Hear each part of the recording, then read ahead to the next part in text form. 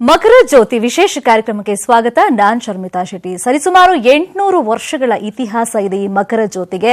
ಮಣಿಕಂಠ ಜ್ಯೋತಿ ರೂಪದಲ್ಲಿ ದರ್ಶನ ಕೊಡ್ತಾನೆ ಅಂತ ಕಠಿಣ ವ್ರತವನ್ನ ಮಾಡಿ ಸರಿಸುಮಾರು 40 ದಿನಗಳ ಕಾಲ ವ್ರತವನ್ನ ಮಾಡಿ ಈ ಮಕರ ಜ್ಯೋತಿಯ ದರ್ಶನಕ್ಕೆ ಅಂತಾನೆ ಲಕ್ಷಾಂತರ ಸಂಖ್ಯೆಯಲ್ಲಿ ಭಕ್ತರು ಆಲ್ರೆಡಿ ಶಬರಿಮಲೆಯತ್ತ ಅಲ್ಲಿ ನೆರೆದಿದ್ದಾರೆ. ಈಗಾಗಲೇ ಆಭರಣ ಕೂಡ ದೇವಸ್ಥಾನಕ್ಕೆ ತಲುಪಿದೆ.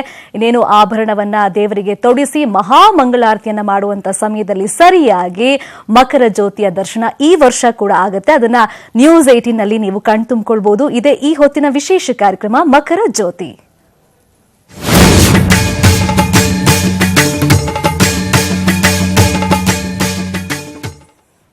ಇನ್ನು ಮಕರ ಜ್ಯೋತಿಗೆ ನಾನು ಹೇಳಿದಾಗೆ 800 ವರ್ಷಗಳ ಇತಿಹಾಸ ಇದೆ. ಈ ಮಕರ ಜ್ಯೋತಿಯ ವಿಶೇಷತೆ ಏನು ಇದನ್ನ ಎಕ್ಸ್ಪ್ಲೈನ್ ಮಾಡೋದಕ್ಕೆ, ವಿಶ್ಲೇಷಣೆಯನ್ನು ಮಾಡೋದಕ್ಕೆ ನಮ್ಮ ಜೊತೆ ಇದ್ದಾರೆ ಆಧ್ಯಾತ್ಮಿಕ ಚಿಂತಕರಾಗಿರುವಂತಹ ಶ್ರೀನಿವಾಸ ಗುರೂಜಿ ಅವರು. ಗುರೂಜಿ ನಮಸ್ತೆ, ಕಾರ್ಯಕ್ರಮಕ್ಕೆ ಸ್ವಾಗತ ನಿಮಗೆ. ನಮಸ್ಕಾರ. ಹಾಗಾದ್ರೆ ಸದ್ಯಕ್ಕೆ ಶಬರಿಮಲೆಯಲ್ಲಿ ಏನಾಗ್ತಾ ಇದೆ? ಇಡೀ ದೇಶದ ಚಿತ್ತ ಶಬರಿಮಲೆಯತ್ತ ನೆಟ್ಟಿದೆ. ಲಕ್ಷಾಂತರ ಸಂಖ್ಯೆಯಲ್ಲಿ ಭಕ್ತರು ಕೂಡ ಶಬರಿಮಲೆಯತ್ತ ಇದೀಗ ನೆರೆದಿದ್ದಾರೆ. ಮಕರ ಜ್ಯೋತಿಯನ್ನ ಯಾವಾಗ ನಾವು ಕಣ್ತುಂಬಿಕೊಳ್ಳೋದು ಅಂತ ಇದೀಗ ಕಾಯ್ತಾ ಇದ್ದಾರೆ. ಶಬರಿಮಲೆಯ ಚಿತ್ರಣ ಯಾವ ರೀತಿಯಾಗಿದೆ ಅಂತ ಈಗ ನೋಡೋಣ. 800 ವರ್ಷಗಳ ಇತಿಹಾಸ ಇದೆ ಮಕರ ಜ್ಯೋತಿಗೆ. ಮಣಿಕಂಠ ಜ್ಯೋತಿ ರೂಪದಲ್ಲಿ ದರ್ಶನ ಕೊಡ್ತಾನೆ ಅಂತ ಜನ ಈಗಲೂ ನಂಬಿದ್ದಾರೆ. ಹಾಗಾಗಿ ಸಹಸ್ರ ಸಂಖ್ಯೆಯಲ್ಲಿ ಭಕ್ತಾದಿಗಳು ಇದೀಗ ಶಬರಿಮಲೆಯಲ್ಲಿ ನೆರೆದಿದ್ದಾರೆ. ಮಹಾಮಂಗಳಾರತಿ ಆಗುವ ಟೈಮ್ನಲ್ಲಿ ಬೆಟ್ಟದ ಮೇಲೆ ಜ್ಯೋತಿಯ ದರ್ಶನ ಆಗತ್ತೆ. ಮಣಿಕಂಠನೇ ನಮಗೆ ಜ್ಯೋತಿ ಮುಖಾಂತರ ದರ್ಶನವನ್ನ ಕೊಡ್ತಾ ಇದ್ದಾನೆ ಅಂತ ಭಕ್ತರು ಭಾವಿಸ್ತಾರೆ. ತುಂಬಾ ಖುಷಿ ಪಡ್ತಾರೆ ಮಕರ ಜ್ಯೋತಿ ದರ್ಶನ ಆದಾಗ. ಇದು ನಾವು ಆಭರಣವನ್ನ ದೇವಸ್ಥಾನಕ್ಕೆ ತರ್ತಾ ಇರುವ ದೃಶ್ಯವನ್ನ ಈಗ ನೋಡ್ತಾ ಇರೋದು. ದೇವಸ್ಥಾನಕ್ಕೆ ಈ ಆಭರಣ ಬಂದ ಮೇಲೆ ಅಲ್ಲಿ ಅಲಂಕಾರ ನಡೆಯುತ್ತೆ. ಅಲಂಕಾರ ಎಲ್ಲ ಆದ್ಮೇಲೆ ಆಭರಣವನ್ನ ಅಯ್ಯಪ್ಪ ಸ್ವಾಮಿಗೆ ತೊಡಿಸಿದ ಮೇಲೆ ಮಹಾಮಂಗಳಾರತಿ ಮಾಡುವಾಗ ಮಕರ ಜ್ಯೋತಿಯ ದರ್ಶನ ಆಗೋದು.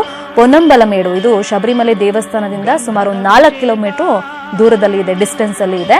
ಆ ಬೆಟ್ಟದಲ್ಲಿ ಜ್ಯೋತಿಯ ದರ್ಶನ ಆಗೋದು. ನಕ್ಷತ್ರ ಒಂದು ಕಾಣಿಸುತ್ತೆ, ತುಂಬಾ ಪ್ರಜ್ವಲಿಸುತ್ತೆ ಆ ನಕ್ಷತ್ರ ಕಂಡಂತ ಕೆಲವೇ ಸೆಕೆಂಡ್ಗಳಲ್ಲಿ ಜ್ಯೋತಿಯ ದರ್ಶನ ಆಗೋದು. 800 ವರ್ಷಗಳ ಇತಿಹಾಸ ಇದೆ. ಆಭರಣವನ್ನ ಭಾರೀ ಭದ್ರತೆಯಲ್ಲಿ ತರ್ತಾ ಇರುವಂತ ದೃಶ್ಯವನ್ನ ನಾವು ನೋಡ್ತಾ ಇದ್ವಿ. ಪ್ರತಿ ವರ್ಷವೂ ಕೂಡ ಈ ಪ್ರಕ್ರಿಯೆಗಳು ನಡೆಯುತ್ತೆ. ಇನ್ನು ಆಭರಣವನ್ನ ತರುವಾಗ್ಲೂ ಕೂಡ ಗರುಡ ಒಂದು ರೀತಿ ಭದ್ರತೆಯಾಗಿ ಮೇಲ್ಗಡೆ ದರ್ಶನವನ್ನ ಕೊಡುತ್ತೆ.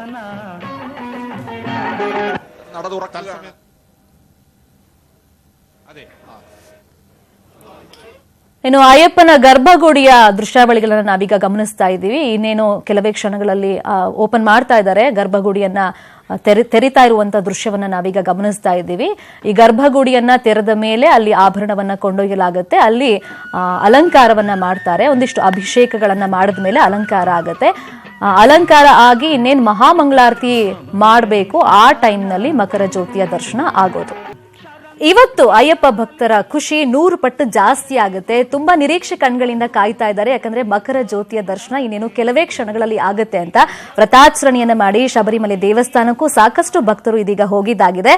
ಖುದ್ದು ಮಣಿಕಂಠನೇ ಜ್ಯೋತಿ ಸ್ವರೂಪದಲ್ಲಿ ನಮಗೆ ದರ್ಶನ ಕೊಡ್ತಾನೆ ಅಂತ ಕಾಯ್ತಾ ಇದ್ದಾರೆ ಎಲ್ಲರೂ ಕೂಡ. ಕೆಲವೇ ಕ್ಷಣಗಳಲ್ಲಿ ಅದು ಸಾಕಾರ ಆಗುತ್ತೆ ಈ ವರ್ಷ ಕೂಡ. ಹಾಗಾದ್ರೆ ಈ ಮಕರ ಜ್ಯೋತಿಯ ವಿಶೇಷತೆ ಏನು ನೋಡ್ಕೊಂಬರೋಣ ಬನ್ನಿ.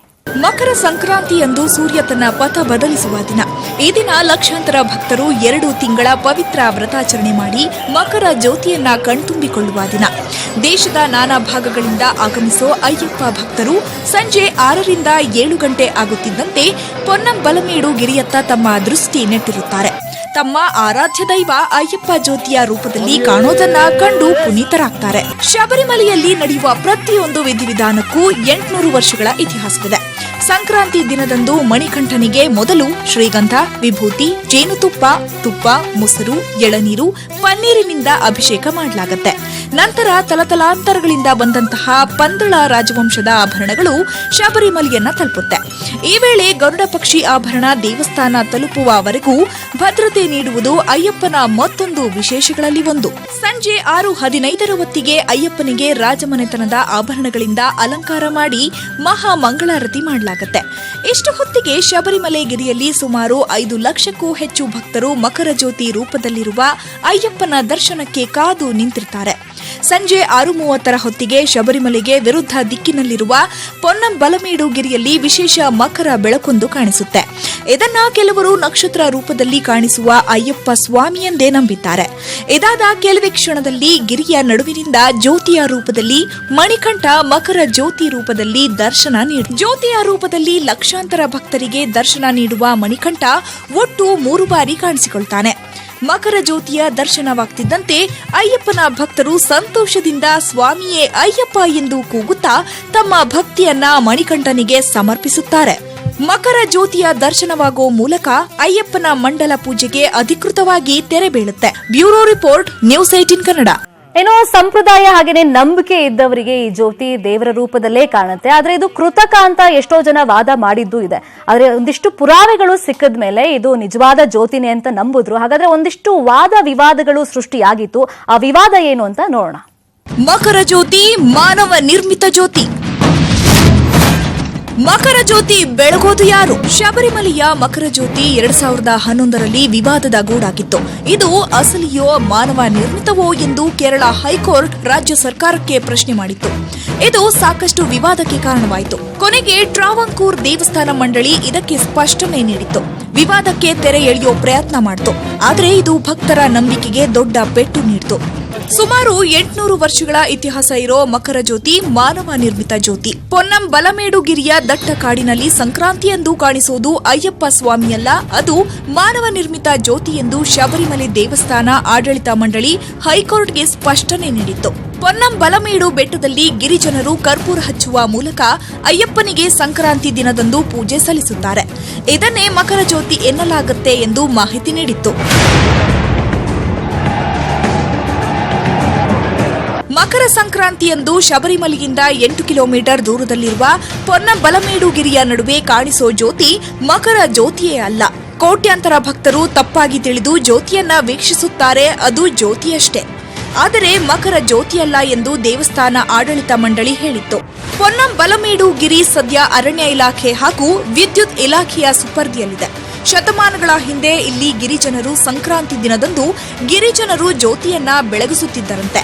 ಬಳಿಕ ಗಿರಿಜನರ ಅವಸಾನದ ಬಳಿಕ ದೇವಸ್ಥಾನ ಮಂಡಳಿ ಹಾಗೂ ಕೇರಳ ಸರ್ಕಾರವೇ ಬೃಹತ್ ಪ್ರಮಾಣದಲ್ಲಿ ಕರ್ಪೂರ ಜ್ಯೋತಿ ಬೆಳಗಿಸೋ ಕೆಲಸ ಮಾಡುತ್ತಿದೆ. ಈ ಮೂಲಕ ಭಕ್ತರ ನಂಬಿಕೆಯನ್ನ ಕಾಪಾಡೋ ಕೆಲಸ ಮಾಡುತ್ತಿದೆ. ಜ್ಯೋತಿ ಕಾಣಿಸೋ ಜಾಗದಲ್ಲಿ ಹಿಂದೆ ಅಯ್ಯಪ್ಪನ ಒಂದು ಸಣ್ಣ ದೇಗುಲವಿತ್ತು. ಆ ದೇಗುಲ ನಿರ್ನಾಮವಾಗಿದ್ದು ಅಲ್ಲಿ ಬೃಹತ್ ಕಾಂಕ್ರೀಟ್ ವೇದಿಕೆ ಸಿದ್ಧ ಮಾಡಲಾಗಿದೆ.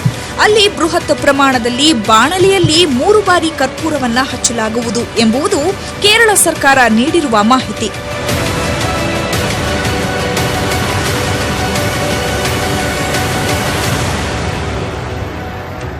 ಹೈಕೋರ್ಟ್ಗೆ ಸ್ಪಷ್ಟನೆ ನೀಡುವಾಗ ದೇವಸ್ಥಾನ ಮಂಡಳಿ ಮತ್ತೊಂದು ಮಹತ್ವದ ವಿಷಯ ಬಹಿರಂಗಪಡಿಸಿತ್ತು. ಮಕರ ಜ್ಯೋತಿ ಎಂಬುದು ಇಲ್ಲ, ಆದರೆ ಮಕರವಿಳ್ಳಕ್ಕು ಅಂದ್ರೆ ಮಕರ ಬೆಳಕು ಎಂಬುದು ಇದೆ. ಜ್ಯೋತಿ ಕಾಣಿಸುವ ಮುಂಚೆ ಆಕಾಶದಲ್ಲಿ ನಕ್ಷತ್ರವೊಂದು ಕಾಣಿಸುತ್ತೆ. ಇದನ್ನೇ ಮಕರವಿಳ್ಳಕ್ಕು ಅಂದ್ರೆ ಸಾಕ್ಷಾತ್ ಅಯ್ಯಪ್ಪ ಸ್ವಾಮಿ ಎಂದು ಎಲ್ಲರೂ ಭಾವಿಸುತ್ತಾರೆ. ಇದು ಸೌರ ಮಂಡಲದ ಒಂದು ವಿಸ್ಮಯ. ಇದು ಮಾನವ ನಿರ್ಮಿತವಲ್ಲ ಎಂದು ಸ್ಪಷ್ಟನೆ ನೀಡಿತ್ತು. ಅದೇ ಅಯ್ಯಪ್ಪ ಸ್ವಾಮಿಯ ಸ್ವರೂಪ ಎಂದು ಹೇಳಿತ್ತು. ಹಿಂದೆ ಗಿರಿಜನರು ನಕ್ಷತ್ರ ರೂಪದಲ್ಲಿ ಅಯ್ಯಪ್ಪನನ್ನ ನೋಡಿ ಪೂಜೆ ಮಾಡಿ ಕರ್ಪೂರ ಬೆಳಗುತ್ತಿದ್ರು. ಆದರೆ ಕೆಲ ಭಕ್ತರು ಜ್ಯೋತಿಯೇ ಅಯ್ಯಪ್ಪ ಸ್ವಾಮಿ ಎಂದು ತಪ್ಪು ತಿಳಿದಿದ್ದಾರೆ ಎಂಬುದು ಆಡಳಿತ ಮಂಡಳಿಯ ಸಮರ್ಥನೆ. ಆದರೆ ಭಕ್ತರ ನಂಬಿಕೆಗೆ ನಾವು ಅಡ್ಡ ಬರುವುದಿಲ್ಲ. ಮೊದಲು ಗಿರಿಜನರು ಕರ್ಪೂರ ಬೆಳಗುತ್ತಿದ್ರು. ಈಗ ಗಿರಿಜನರಿಲ್ಲ, ಅವರ ಬದಲು ನಾವು ಕರ್ಪೂರ ಬೆಳಗುತ್ತಾ ಭಕ್ತರ ನಂಬಿಕೆ ಉಳಿಸಿಕೊಂಡಿದ್ದೇವೆ ಎಂಬುದು ಆಡಳಿತ ಮಂಡಳಿ ಹೈಕೋರ್ಟ್ಗೆ ನೀಡಿದ ಅಫಿಡವಿಟ್ನಲ್ಲಿದೆ. ಎಷ್ಟೇ ವಾದ ವಿವಾದಗಳು ನಡೆದರೂ ಅಯ್ಯಪ್ಪ ಸ್ವಾಮಿಯ ಭಕ್ತರ ಸಂಖ್ಯೆಯಲ್ಲೇನೂ ಕಡಿಮೆಯಾಗಿಲ್ಲ. ಜೊತೆಗೆ ಪ್ರತಿ ವರ್ಷದಂತೆ ಮಕರ ಜ್ಯೋತಿ ದರ್ಶನಕ್ಕೆ ಭಕ್ತರು ಲಕ್ಷಾಂತರ ಸಂಖ್ಯೆಯಲ್ಲಿಯೇ ಆಗಮಿಸುತ್ತಿರೋದು ಅಯ್ಯಪ್ಪನ ಮತ್ತೊಂದು ವಿಶೇಷ. Bureau report, news 18 Kannada. ವಾದ ವಿವಾದ ಏನೇ ಇರಲಿ, ನಂಬಿಕೆ ಇದ್ದವರು ಹೋಗ್ತಾರೆ, ದೇವರ ಸ್ವರೂಪದಲ್ಲಿ ಆ ಮಕರ ಜ್ಯೋತಿಯನ್ನ ಕಾಣ್ತಾರೆ. 800 ವರ್ಷಗಳಿಂದ ಒಂದು ವರ್ಷನೂ ಕೂಡ ಮಿಸ್ ಆಗಿಲ್ಲ. ಮಕರ ಜ್ಯೋತಿ ದರ್ಶನ ಕೊಡ್ತಾನೆ ಬಂದಿದೆ. ಗುರುಜಿ ಇದ್ದಾರೆ, ಅದ್ರ ಬಗ್ಗೆ ಅಂದ್ರೆ ಮಕರ ಜ್ಯೋತಿ ಬಗ್ಗೆ ವಿಶ್ಲೇಷಣೆಯನ್ನ ಮಾಡ್ತಾರೆ. ಗುರುಜಿ, 800 ವರ್ಷಗಳಾಗಿದೆ. ವಾದ ವಿವಾದ ಏನೇ ಇರಲಿ, 800 ವರ್ಷಗಳಿಂದ ಒಂದು ವರ್ಷನೂ ಕೂಡ ಯಾವತ್ತೂ ಮಿಸ್ ಆಗಿಲ್ಲ. ಈ ಮಕರ ಜ್ಯೋತಿ ಬಗ್ಗೆ ಹೇಳೋದಾದ್ರೆ ಗುರುಜಿ. ಶ್ರೀ ಗುರುಭ್ಯೋ ನಮಃ. ಧರ್ಮಶಾಸ್ತ್ರಾಯ ವಿದ್ಮಹೇ ಹರಿಹರ ಪುತ್ರಾಯ ಧೀಮಹಿ ತನ್ನೋ ಅಯ್ಯಪ್ಪ ಪ್ರಚೋದಯಾತ್. ವಿಶೇಷವಾಗಿ ನಮ್ಮ ಧಾರ್ಮಿಕ ಮತ್ತು ಒಂದು ಆಧ್ಯಾತ್ಮಿಕವಾದಂತಹ ವಿಚಾರವನ್ನು ನಾವು ಮಾತನಾಡಬೇಕಾದ್ರೆ ಅದರದ ಒಂದು ಮಹತ್ವವನ್ನು ತಿಳ್ಕೊಳ್ಬೇಕಾಗತ್ತೆ. ಇದು ಮಾನವ ನಿರ್ಮಿತ ಅನ್ನೋದಕ್ಕಿಂತಲೂ ಸಹ ವಿಶೇಷವಾಗಿ ನಡ್ಕೊಂಬಂದಂಥ ಒಂದು ಆಚರಣೆಗಳು. ನೀವು ಹೇಳಿದ್ರೆ 800 ವರ್ಷಗಳಿಂದಲೂ ಸಹ ಪಂದಳ ರಾಜನ ಕಾಲದಿಂದಲೂ ಸಹ ನಡ್ಕೊಂಡು ಬಂದಿರುವಂತಹ ಒಂದು ಪದ್ಧತಿ. ಅಂದರೆ ಆ ಗಿರಿಜನಗಳು ಅಲ್ಲಿಗೆ ಬರಲಿಕ್ಕೆ ಅವಕಾಶಗಳು ಇಲ್ಲದೆ ಇದ್ದಾಗ ಅಲ್ಲಿಯೇ ಭಗವಂತನಿಗೆ ಧೂಪ ದೀಪಾದಿಗಳನ್ನು ನೈವೇದ್ಯಾದಿಗಳನ್ನು ಮಾಡಿ ಅಲ್ಲಿಯೇ ಆ ಭಗವಂತನ ಸಾಕ್ಷಾತ್ಕಾರ ಮಾಡ್ತಿದ್ದಂತಹ ಜನಗಳ ಒಂದು ಸಂಪ್ರದಾಯಗಳು ನಡ್ಕೊಂಡು ಬಂದಿರುವಂಥದ್ದು. ನೀವು ಹೇಳಿದ್ರಿ ಮಾನವ ನಿರ್ಮಿತ ಅಂತಂದರೆ ಎಲ್ಲವೂ ಸಹ ಮಾನವ ನಿರ್ಮಿತವಾಗಿಯೇ ಇರುವಂಥದ್ದು. ನೀವು ಯಾವುದನ್ನೇ ತೆಗೆದುಕೊಂಡ್ರೂ ಸಹ ಅಯ್ಯಪ್ಪನ ದೇವಾಲಯವೂ ಸಹ ಮಾನವ ನಿರ್ಮಿತ ದೇವಾಲಯವೇ ಅಂತ ಹೇಳುತ್ತೆ. ವಿಶೇಷವಾಗಿ ಅದರಲ್ಲಿ ಪರಶುರಾಮನ ನಿರ್ಮಿತವಾದಂತಹ ದೇವಸ್ಥಾನ ಅಂತಲೂ ಸಹ ಹೇಳುವಂಥದ್ದು. ಅವನು ಕೆತ್ತನೆ ಮಾಡಿದಂತಹ 18 ಮೆಟ್ಟಿಲುಗಳು, ಅದಕ್ಕೆ ಅಷ್ಟು ಪ್ರಶಸ್ತಿಯನ್ನು ನಾವು ಅಷ್ಟೊಂದು ಪ್ರಾಮುಖ್ಯತೆಯನ್ನು ಕೊಡ್ತೀವಿ ಅಂತ ಹೇಳುವಂಥದ್ದು ಸಹ. ನಾವು ಯಾವುದೇ ಒಂದು ಆಧ್ಯಾತ್ಮಿಕ ವಿಚಾರವನ್ನು ಮಾಡಬೇಕಾದ್ರೆ, ನಾವು ಯಾವುದೇ ಒಂದು ದೈವತಾ ಆರಾಧನೆಯನ್ನು ಮಾಡಬೇಕಾದ್ರೆ ಮೊದಲು ಆ ಜ್ಯೋತಿಯನ್ನು ಭಗವಂತನ ರೂಪದಲ್ಲಿಯೇ ನೋಡುವಂಥದ್ದು. ದೀಪಂ ಜ್ಯೋತಿ ಪರಬ್ರಹ್ಮ ದೀಪಂ ಜ್ಯೋತಿ ಪರಾಯಣಂ ದೀಪೇನ ರಿಹತೆ ಪಾಪಂ ಪ್ರಾತಃ ಕಾಲವತ ಸಂಧ್ಯಾಕಾಲ ನಮೋಸ್ತುತೆ ಅಂತವನ್ನೇ ಪೂಜೆ ಮಾಡುವಂಥದ್ದು. ನಾವು ಈ ಪೂಜೆಯನ್ನು ಪ್ರಾರಂಭವನ್ನು ಮಾಡಬೇಕಾದ್ರೆ ಭಗವಂತನ ಸಾಕ್ಷಾತ್ಕಾರ ಇಲ್ಲೇ ಆಗ್ತಾ ಇದೆ. ಇವನು ಇಲ್ಲಿ ಸಾಕ್ಷಾತ್ಕಾರವನ್ನು ಕೊಡ್ತಾನೆ, ಇಲ್ಲಿ ಆವಾಹನೆಯನ್ನು ಮಾಡ್ತಾನೆ, ಈ ಜ್ಯೋತಿ ರೂಪದಲ್ಲಿ ನಮಗೆ ದರ್ಶನವನ್ನು ಕೊಡ್ತಾನೆ. ಅಂದ್ರೆ ಕೆಲವೊಂದು ಪ್ರಕ್ರಿಯೆಗಳು ಕೂಡ ಗುರುಜಿ ನಾವು ಅಬ್ಸರ್ವ್ ಮಾಡಿದಾಗ ಪ್ರತಿ ವರ್ಷನೂ ಹಂಗೆ ನಡೆಯುತ್ತೆ. ಆ ಪಾಯಿಂಟ್ ಆಫ್ ಟೈಮ್ ಅಲ್ಲೇ ನಡೆಯುತ್ತೆ, ಆ ಫ್ರಾಕ್ಷನ್ ಆಫ್ ಸೆಕೆಂಡ್ ಅಲ್ಲೇ ನಡೆಯುತ್ತೆ. ಆಭರಣ ತರುವಾಗ ಗರುಡ ಪಕ್ಷಿಯಲ್ಲಿ ಪ್ರದಕ್ಷಿಣೆ ಹಾಕೋದಾಗಿರ್ಬೋದು, ಅದನ್ನೇ ದೈವಶಕ್ತಿ ಅಂತ ಹೇಳುವಂಥದ್ದು. ನೀವು ಯಾವುದೇ ಒಂದು ದೈವತಾ ಕಾರ್ಯವನ್ನು ಮಾಡಬೇಕಾದ್ರೆ, ಅದು ಸಹ ನೀವು ವಿಷ್ಣು ಆರಾಧನೆಯನ್ನು ಮಾಡಬೇಕಾದ್ರೆ, ಶಿವನ ಆರಾಧನೆ ಮಾಡಬೇಕಾದ್ರೆ ಅದರದೇ ವಾಹನಗಳ ಒಂದು ಏನು ಪಕ್ಷಿ ಆಗಿರ್ಬೋದು, ಒಂದು ಪ್ರಾಣಿ ಆಗಿರ್ಬೋದು, ನಾವೇನು ಅದನ್ನು ರೂಪದಲ್ಲಿ ನೋಡ್ತೇವೆ ಅವು ಅಲ್ಲಿ ಹಾಗೆ ಆಗುತ್ತೆ. ನೀವು ಶಿವ ದೇವಸ್ಥಾನ ಪ್ರತಿಷ್ಠಾಪನೆಗಳು ಮಾಡಬೇಕಾದ್ರೆ ನೀವು ಯಾವ ನಂದಿಯನ್ನು ಕರೆದಲೇ ಇದ್ರೂ ಸಹ ಒಂದು ಬಸವಣ್ಣ, ಒಂದು ಹಸು, ಒಂದು ಓರಿ ಅಲ್ಲಿ ನಂದಿಯ ರೂಪದಲ್ಲಿ ಬಂದು ದರ್ಶನ ಕೊಡುತ್ತೆ. ಆದರೆ ನೀವು ವಿಷ್ಣು ದೇವಸ್ಥಾನವನ್ನು ಮಾಡಬೇಕಾದ್ರೆ, ಒಂದು ಪ್ರತಿಷ್ಠಾಪನೆ ಆಗಬೇಕಾದ್ರೆ, ಗೋಪುರದ ಪ್ರತಿಷ್ಠಾಪನೆಗಳಾಗಬೇಕಾದ್ರೆ, ಜೀರ್ಣೋದ್ಧಾರಗಳಾಗಬೇಕಾದ್ರೆ, ವಾರ್ಷಿಕೋತ್ಸವಗಳಾಗಬೇಕಾದ್ರೆ ಅಲ್ಲಿ ಗರುಡನ ದರ್ಶನವಾಗುತ್ತೆ. ನೀವು ಅದು ಸರ್ವೇ ಸಾಮಾನ್ಯ. ಅದಕ್ಕೆ ನಾವು ಹೇಳೋದು ದೈವಶಕ್ತಿ ಇದೆ ಅನ್ನುವಂಥದ್ದು. ಆ ದೈವಶಕ್ತಿ ಇರೋದಕ್ಕೋಸ್ಕರವಾಗಿ ನಾವು ಅದನ್ನು ಸಹ ನಂಬಬೇಕಾಗ್ತದೆ. ಅದೇ ರೀತಿಯಾಗಿ ನೀವು ವಿಶೇಷವಾಗಿ ತಿಳ್ಕೊಳ್ಬೇಕಾದ್ರೆ ಶಬರಿಮಲೆಯಲ್ಲಿ ಕಾಣುವಂಥದ್ದು, ನೀವು ಆಭರಣ ತೆಗೆದುಕೊಳ್ಬೇಕಾದ್ರೂ ಗರುಡ ಕಾಣುತ್ತೆ, ಜ್ಯೋತಿಯ ದರ್ಶನವಾಗಬೇಕಾದ್ರೂ ಗರುಡ ಕಾಣುತ್ತೆ. ಎರಡು ಸಲದಲ್ಲಿ ಅಲ್ಲಿಗೆ ಗರುಡ ದರ್ಶನವಾಗುತ್ತೆ. ಅದು 3 ಪ್ರದಕ್ಷಿಣೆಗಳನ್ನು ಹಾಕಿ ಅದು ಆಭರಣ ತೆಗೆದುಕೊಂಡು ಹೋಗೋ ಮಾರ್ಗದ ರೂಪದಲ್ಲಿ ಅದು ಹೋಗ್ತಾ ಇರುತ್ತೆ ಗರುಡ. ಅದಕ್ಕೆ ಭಗವಂತನ ಸಾಕ್ಷಾತ್ಕಾರ ಈಗ ಏನಕ್ಕಾಗಿ ಜನಗಳು ಅಷ್ಟು ಅಲ್ಲಿ ಭಕ್ತರು ನೆಲೆಸ್ತಾರೆ, ಅಷ್ಟು ಅವ್ರಿಗೆ ಭಾವೈಕ್ಯತೆ ಇದೆ. ಭಕ್ತರಲ್ಲಿ ಏನಕ್ಕೆ ಅವರು ಮಿಲ್ತಾರೆ ಅಂತಂದ್ರೆ ಇದೆಲ್ಲವೂ ಸಹ ಭಗವಂತನ ಸಾಕ್ಷಾತ್ಕಾರ. ಭಗವಂತನ ಒಂದು ಆ ಪವಾಡಗಳು ಇಲ್ಲ ಅಂತಂದ್ರೆ ಯಾರು ಸಹ ಮಾಲೆ ಹಾಕೊಂಡು ಅಲ್ಲಿ ಹೋಗೋದಿಲ್ಲ. ಅಲ್ಲಿ ಅವರಿಗೆ ಸಾಕ್ಷಾತ್ಕಾರವಾಗುತ್ತೆ, ಅವ್ರ ಇಷ್ಟಾರ್ಥಗಳು ಸಿದ್ಧಿ ಆಗುತ್ತೆ. ಒಂದು ಪುನೀತತೆಯನ್ನು ಕಾಣ್ತಾರೆ ನಾವು ಅಲ್ಲಿ. ಏನೋ ಒಂದು ಆ ದೇವರ ದರ್ಶನವಾದ ಮಾಡಿದ ನಂತರ ಅವ್ರಿಗೇನೋ ಒಂದು ದೊಡ್ಡದಾದ ಒಂದು ನಿರಾಳತೆ ಅಂತ ನಾವೇನು ಹೇಳ್ತೀವಿ, ನಿರಾಳತೆ ಇರ್ಬೋದು, ಒಂದು ಭಗವಂತ ನೆಮ್ಮದಿಯ ಭಾರ ಅವ್ರಿಗೆ ಕಾಣಿಸ್ಕೊಡುತ್ತೆ. ಆದ್ದರಿಂದಲೇ ಸಹ ಅಲ್ಲಿ ವಿಶೇಷವಾಗಿ ನಡೆಯುವಂಥದ್ದು. ನೀವು ಇದೆಲ್ಲ ನೀವು ಬರೀ ಜ್ಯೋತಿಯನ್ನು ಹೇಳ್ತೀರಿ, ವಿಶೇಷವಾಗಿ ಅವರ ಸಂಪ್ರದಾಯಗಳು ಮಾಡ್ಕೊಂಡ್ಬರ್ತಲ್ಲ, ವ್ರತಗಳಲ್ಲಿ ಮಾಡಬೇಕಾದ ನಿಯಮಗಳಿದೆಯಲ್ಲ ಅದು ತುಂಬಾ ಕಠಿಣವಾದಂತಹ ನಿಯಮಗಳು. ನೀವು ಯಾವುದೇ ಒಂದು ಆಧ್ಯಾತ್ಮಿಕವಾದಂತಹ ವ್ರತವನ್ನು ಮಾಡಬೇಕಾದ್ರೆ, ದೈವತಾ ವ್ರತವನ್ನು ಮಾಡಬೇಕಾದ್ರೆ, ಮಂಡಲಾದಿ ಪೂಜೆಗಳನ್ನು ಮಾಡಬೇಕಾದ್ರೆ ಬಹಳವಾದಂಥ ಕಟ್ಟಿನಿಟ್ಟಿನ ಒಂದು ವ್ರತಗಳನ್ನು ನಾವು ಮಾಡಬೇಕಾಗ್ತದೆ. ಅದರಲ್ಲಿ ಅಗ್ರಸ್ಥಾನಕ್ಕೆ ಮೊದಲ ಸ್ಥಾನದಲ್ಲಿ ನಿಲ್ಲುವಂಥದ್ದು ಅಯ್ಯಪ್ಪನ ವ್ರತದ ಒಂದು ನಿಯಮ. ನೀವು ಬೇರೆ ವ್ರತಗಳಲ್ಲಿ ಇಷ್ಟು ನಿಯಮಗಳನ್ನು ನೋಡ್ಲಿಕ್ಕೆ ಆಗೋದಿಲ್ಲ, ಆದರೆ ಅಯ್ಯಪ್ಪನ ವ್ರತಗಳಲ್ಲಿ ಬಹಳ ನಿಯಮಗಳಿದೆ. ಈಗೆಲ್ಲವೂ ಸಹ ಕಾಲಗಳು ಬದಲಾವಣೆ ಆಗ್ತಾ ನಿಯಮಗಳನ್ನ ಕೆಲವು ಗಾಳಿಗೆ ತೂರಿ, ಕೆಲವು ಆಡಂಬರದಲ್ಲಿ ಸ್ವಲ್ಪ ಅದು ಸಹ ಸಮೀಪದ ದೃಷ್ಟಿಯಲ್ಲಿ ಅವತ್ತ ಮಾಲೆ ಹಾಕೊಂಡು ಅವತ್ತ ಮುಡಿ ಕಟ್ಕೊಂಡು ಹೋಗೋರನ್ನು ಸಹ ನಾವು ನೋಡ್ತೀವಿ. ಆದರೆ ಸಂಪ್ರದಾಯಗಳು ತುಂಬಾ ವಿಭಿನ್ನವಾದಂಥದ್ದು, ವಿಶೇಷವಾಗಿರುವಂಥದ್ದು, ವಿಸ್ತಾರವಾಗಿರುವಂಥ ಸಂಪ್ರದಾಯಗಳು ಅಯ್ಯಪ್ಪನ ಪೂಜೆಯಲ್ಲಿ ವ್ರತಗಳಲ್ಲಿದೆ. ಮನುಷ್ಯ ಭಗವಂತನ ಆರಾಧನೆ ಮಾಡಬೇಕು, ಆ ಪೂಜೆಗಳು ಪೂರ್ಣವಾದಂತಹ ಫಲಗಳು ಕೊಡಬೇಕು ಅಂತಂದ್ರೆ 48 ದಿನಗಳ ವ್ರತವನ್ನೇ ಮಾಡಬೇಕು. ನೀವು ಯಾವುದೋ ಒಂದು ಮನೆಯಲ್ಲಿ ಒಂದು ಗೃಹ ಪ್ರವೇಶ ಮಾಡ್ತೀರಿ, ಒಂದು ಸುದರ್ಶನ ಹೋಮವನ್ನು ಮಾಡ್ತೀರಿ, ಯಾವುದೋ ಒಂದು ಜಪವನ್ನು ಮಾಡ್ತೀರಿ, ಒಂದು ಯಾಗವನ್ನು ಮಾಡಿಸ್ತೀರಿ ಅಂತ ಅಂದರೆ ಅಲ್ಲೂ ಸಹ 18 ದಿನಗಳ ವ್ರತವನ್ನು, ಮಂಡಲ ಪೂಜೆಗಳನ್ನು ಮಾಡ್ಲಿಕ್ಕೆ ನಾವು ಹೇಳ್ತೀವಿ. ಯಾವುದೋ ಒಂದು ದೇವಸ್ಥಾನದ ಪ್ರತಿಷ್ಠಾಪನೆಗಳಾಯಿತು, ಯಾವುದೋ ಒಂದು ಜೀರ್ಣೋದ್ಧಾರಗಳಾಯಿತು, ಗೋಪುರದ ಕುಂಭ ಪ್ರತಿಷ್ಠಾಪನೆಗಳಾಯಿತು ಅಂತಂದ್ರೂ ಸಹ ಒಂದು ರಕ್ಷೆಯನ್ನು ಕಟ್ಟಿ, ಭಗವಂತನ ರಕ್ಷೆಯನ್ನು ಕಟ್ಟಿದ ನಂತರದ 48 ದಿನಗಳ ಕಾಲ ವ್ರತವನ್ನು ನೀವು ಪಾಲಿಸಬೇಕು ಅಂತ ನಾವು ಹೇಳ್ತೀವಿ. ಅದೇ ರೀತಿಯಾಗಿ ಇಲ್ಲಿ ವಿಶೇಷ ಏನಂತಂದ್ರೆ, ಪೂಜೆ ಆದ ನಂತರದಲ್ಲಿ ವ್ರತವನ್ನು ಮಾಡುವಂಥದ್ದು ನಾವು ಈ ವಿಚಾರಗಳಲ್ಲಿ ಹೇಳ್ಬೋದು ಅಂತ. ಸುದರ್ಶನ ಹೋಮ, ಯಾವುದೊಂದು ಬೇರೆ ಪೂಜೆಗಳಲ್ಲಿ ಪೂಜೆ ಆದ ನಂತರದಲ್ಲಿ 48 ದಿನಗಳ ಕಾಲ ವ್ರತವನ್ನು ಮಾಡುವಂಥದ್ದು. ಆದರೆ ಅಯ್ಯಪ್ಪನ ವ್ರತದಲ್ಲಿ ಏನಂತಂದ್ರೆ, ನೀವು ದೇವಸ್ಥಾನಕ್ಕೆ ಹೋಗ್ತೀವಿ ಮುಂಚಿತವಾಗಿ 48 ದಿನಗಳ ಕಾಲ ನೀವು ವ್ರತವನ್ನು ಮಾಡಿ ದರ್ಶನ ಮಾಡಬೇಕು. ಇದು ವಿಶೇಷವಾಗಿರುವಂಥದ್ದು. ಏನಕ್ಕೆ ಅಂತಂದ್ರೆ, ಅವನಿಗೆ ಆ ಭಗವಂತನ ದೃಷ್ಟಿ, ಅವನ ದೃಷ್ಟಿ ಭಗವಂತನ ಮೇಲೆ ಬರಬೇಕು. ಅವನ ತನ್ನ ದೇಹವನ್ನು ದಂಡಿಸಬೇಕು. ವ್ರತಕ್ಕೆ ಎಲ್ಲ ಸಿದ್ಧತೆಗಳನ್ನು ಮಾಡಿಕೊಳ್ಬೇಕು. ಭಗವಂತನ ಆರಾಧನೆಗಳನ್ನು ಮಾಡಿಸ್ಬೇಕು. ಅವನು ಒಲಿಸ್ಕೊಳ್ಬೇಕು ಅಂತ ಅಂದರೆ, ಅಯ್ಯಪ್ಪನ ಒಲಿಸ್ಕೊಳ್ಳುವಂಥದ್ದು ಬಹಳ ಕಠಿಣವಾದಂತಹ ಒಂದು ದೀರ್ಘವಾದಂಥ ಸಮಯಗಳು ಬೇಕಾಗುತ್ತೆ. ನಿಬಂಧನೆಗಳನ್ನ ಅನುಸರಿಸಬೇಕಾಗ್ತದೆ. ದೇಹವನ್ನು ವ್ರತಾಚರಣೆ ಬಗ್ಗೆ ಮಾತಾಡೋಣ ಗುರುಜಿ. ಅದಕ್ಕೂ ಮುಂಚೆ ನಾವು ದೃಶ್ಯಾವಳಿಗಳಲ್ಲಿ ಗಮನಿಸ್ತಾ ಇದ್ದೀವಿ ಸ್ಕ್ರೀನ್ ಮೇಲೆ, ಆಭರಣ ಆಲ್ರೆಡಿ ಈಗ ದೇವಸ್ಥಾನದ ಒಳಭಾಗವನ್ನ ಪ್ರವೇಶ ಮಾಡ್ತಾ ಇದೆ.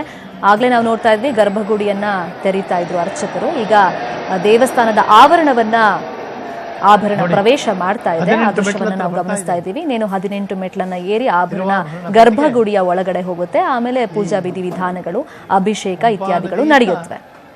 ಈ ಆಭರಣದ ವಿಶೇಷತೆನೇ ಸಾಕಷ್ಟಿದೆ ಗುರುಜಿ. ಖಂಡಿತ. ವಿಶೇಷವಾಗಿ ನೀವು ಪಂದಳ ರಾಜನ ಆಸೆ ಅದು.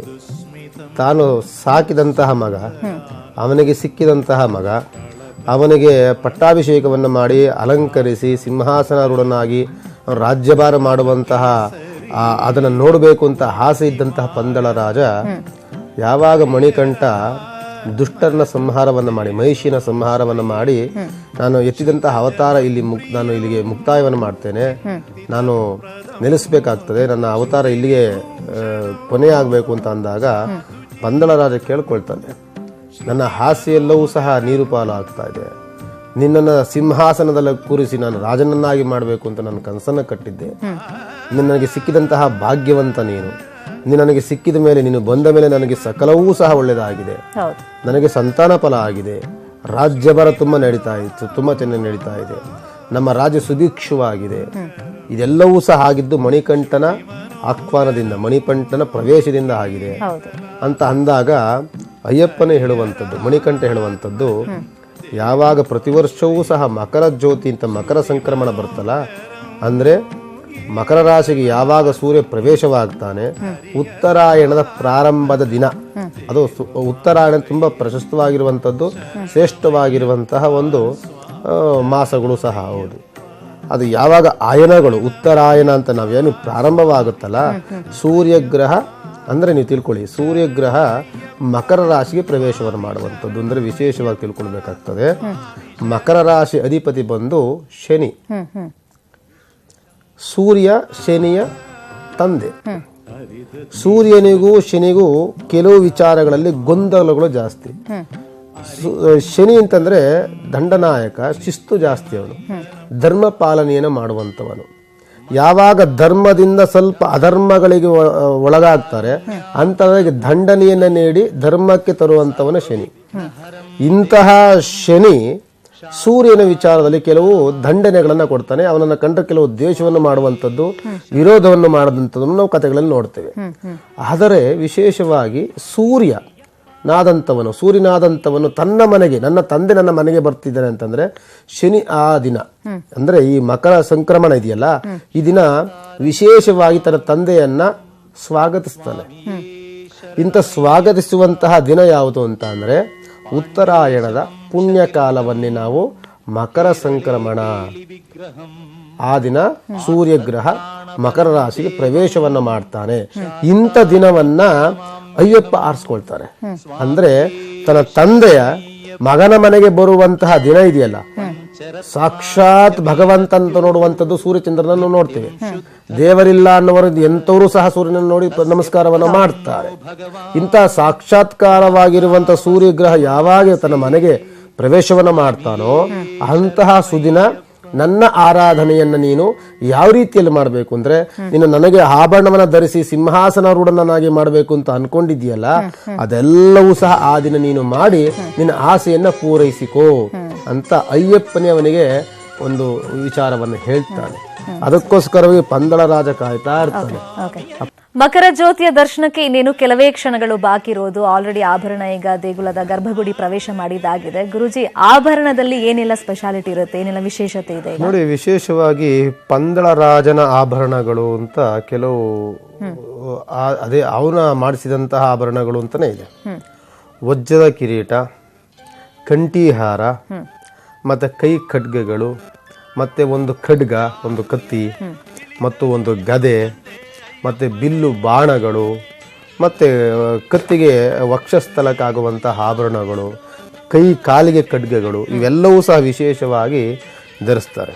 ಅದರಲ್ಲೂ ಸಹ ಮೂರ್ತಿ ನೀವು ಇರುವಂಥದ್ದನ್ನು ನೋಡ್ಬಿಟ್ರೆ ಕೇವಲ 1.5 ಅಡಿಯಿಂದ 2 ಅಡಿ ಇರುವಂತಹ ಮೂರ್ತಿ. ಈ ದಿನ ಆಭರಣಗಳು ಹಾಕುವಂಥದ್ದನ್ನು ಮತ್ತೆ ನೀವು ನೋಡ್ಬೇಕು ಅಂದ್ರೆ 1 ವರ್ಷಗಳ ಕಾಲ ಕಾಯಬೇಕು. ಮತ್ತೆ ಯಾವಾಗಲೂ ಸಹ ಅಯ್ಯಪ್ಪನಿಗೆ ಅಭಿಷೇಕ ಪ್ರಿಯ. ಯಾವಾಗಲೂ ಸಹ ಅವನು ತುಪ್ಪದಿಂದ ಮಾಡುವಂಥ ಅಭಿಷೇಕವನ್ನು ತುಂಬ ಇಷ್ಟಪಡ್ತಾನೆ. ನೀವು ಯಾವುದೇ ಒಂದು ಆಧ್ಯಾತ್ಮಿಕವಾದಂಥ ವಿಚಾರಗಳನ್ನಾಗ್ಬೋದು, ಒಂದು ಸೈಂಟಿಫಿಸ್ಟ್ ಒಂದು ವಿಚಾರಗಳನ್ನಾಗಿರ್ಬೋದು ತೆಗೆದುಕೊಂಡ್ರೆ, ವೈಜ್ಞಾನಿಕವಾಗಿ ವಿಚಾರ ತೆಗೆದುಕೊಂಡ್ರು ಸಹ ತುಪ್ಪದಲ್ಲಿ ಆಮ್ಲಜನಕ ತುಂಬ ಜಾಸ್ತಿ ಇರುತ್ತೆ. ತುಪ್ಪವನ್ನು ಕಾಯಿಸಿದಾಗ ಬರುವಂಥ ಸ್ಮೆಲ್ ಇರ್ತಿದಲ್ಲ, ವಾಸನೆಯನ್ನು ಕುಡಿದಾಗ ಎಷ್ಟೋ ಕಾಯಿಲೆಗಳು ಹೊರಗಡೆ ಹೋಗುತ್ತಂತೆ. ಅಷ್ಟು ಶಕ್ತಿ ಇರುವಂಥದ್ದು ತುಪ್ಪಕ್ಕೆ. ಪ್ರಸಾದ ಕೂಡ ಘಮ ಘಮ ಅಂತಿರುತ್ತೆ. ಖಂಡಿತವಾಗಿ ಇಂತಹ ತುಪ್ಪವನ್ನ ಅಯ್ಯಪ್ಪ ಹಾರಿಸ್ಕೊಳ್ತಾರೆ. ಯಾವುದೇ ವಿಧವಾದ ಕಲ್ಮಶಗಳಿಲ್ಲದಂತೆ ಇರುವಂತಹ ಒಂದು ವಸ್ತು, ಯಾವುದೇ ಮಾನವ ನಿರ್ಮಿತವಿಲ್ಲದ ವಸ್ತು ಅದು ತುಪ್ಪ. ತುಪ್ಪದಲ್ಲಿ ಈಗೆಲ್ಲ ಮಿಶ್ರಣವೂ ಇದೆ, ಆದರೆ ಮಾನವ ನಿರ್ಮಿತವಿಲ್ಲದ ವಸ್ತು ಅಂತಂದ್ರೆ ಭಗವಂತನ. ಅದು ಸಹ ನಾವು ಗೋವನ್ನ, ಕಾಮಧೇನುವನ್ನ ನಾವು, ಅವಳು ಸಮುದ್ರ ಮಥನ ಕಾಲದಲ್ಲಿ ಉದ್ಭವವಾದಂಥವಳು. ಯಾವುದು ಬ್ರಹ್ಮನಿಂದ ಜನನವಾಗದೆ ಇಲ್ಲರುವಂತಹ ಒಂದು ವಸ್ತುಗಳಿರ್ತದಲ್ಲ, ಪ್ರಾಣಿಗಳಿರ್ತದಲ್ಲ, ಅದಕ್ಕೆ ಶ್ರೇಷ್ಠತೆಯನ್ನು ನಾವು ನೋಡ್ತೀವಿ. ಅದಕ್ಕೆ ಸಾವಿಲ್ಲ, ಅದಕ್ಕೆ ಶ್ರೇಷ್ಠತೆ ದೈವ ರೂಪದಲ್ಲಿ ನೋಡ್ತೀವಿ. ಕಲ್ಪವೃಕ್ಷ ಇರ್ಬೋದು, ಕಾಮಧೇನು ಆಗಿರ್ಬೋದು, ಇದೆಲ್ಲವೂ ಸಹ ನಾವು ದೈವ ರೂಪದಲ್ಲಿ ನೋಡುವಂಥದ್ದು. ಇದರಲ್ಲಿ ಬರುವಂತಹ ಆಜ್ಯವನ್ನ, ತುಪ್ಪವನ್ನ ಅಭಿಷೇಕಕ್ಕೆ ಬಹಳವಾದಂತಹ ಪ್ರಿಯವನ್ನ ಪಡ್ತಾನೆ ಅಯ್ಯಪ್ಪ ಸ್ವಾಮಿ. ಅದರಿಂದ ಯಾವಾಗಲೂ ಸಹ ಅಯ್ಯಪ್ಪನಿಗೆ ನೀವು ಹಿರುಮುಡಿಯನ್ನ ಕಟ್ಟಬೇಕಾದ್ರೆ ನೀವು ನೋಡಬೇಕು, ಪ್ರತಿಯೊಬ್ಬರೂ ಸಹ ಶುಭ್ರವಾಗಿರುವಂತಹ ತುಪ್ಪವನ್ನ ಒಂದು ತೆಂಗಿನಕಾಯಿನಲ್ಲಿರುವಂತಹ ನೀರನ್ನ ತೆಗೆದು ಅದರಿಂದ ತುಪ್ಪವನ್ನ ಅದಕ್ಕೆ ತುಂಬಿ ತೆಗೆದುಕೊಂಡು ಹೋಗಿ ಅಲ್ಲಿ ಅಭಿಷೇಕವನ್ನ ಮಾಡ್ತಾರೆ. ಅಭಿಷೇಕ ಯಾವಾಗ ಅಲ್ಲಿ ಭಗವಂತನ ಮೇಲೆ ಅಭಿಷೇಕವಾಗುತ್ತಾ ತುಪ್ಪ, ಅವರು ಹೋದಂತಹ ಒಂದು ಯಾತ್ರೆ ಸಾರ್ಥಕವಾಯಿತು ಅಂತ ಒಂದು ಭಾವನೆ ಸಾರ್ಥಕವಾಗುತ್ತೆ.